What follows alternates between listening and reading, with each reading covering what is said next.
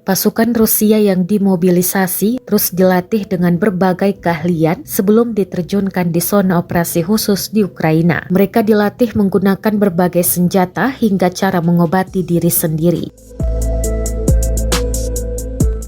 Seperti rekaman yang dirilis di Telegram resmi Militan Republik Rakyat Donetsk pada Selasa 14 Maret 2023. Dalam keterangan unggahan disebutkan rekaman ini memperlihatkan kelas pengobatan taktis untuk personel militer yang dimobilisasi. Instruktur kedokteran taktis mentransfer pengetahuan dan keterampilan mereka kepada prajurit yang terlibat langsung dalam perang. Para pejuang dilatih dalam penggunaan pengobatan taktis modern dan semua peserta diberi bantuan kemanusiaan berkualitas tinggi untuk menghentikan pendarahan.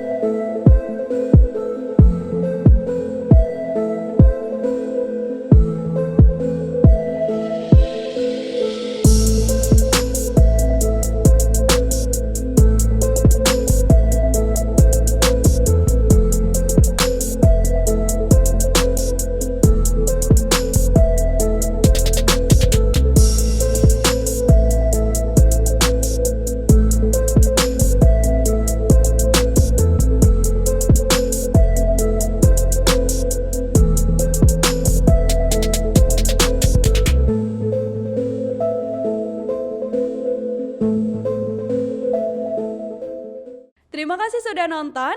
Jangan lupa like, subscribe, dan share ya.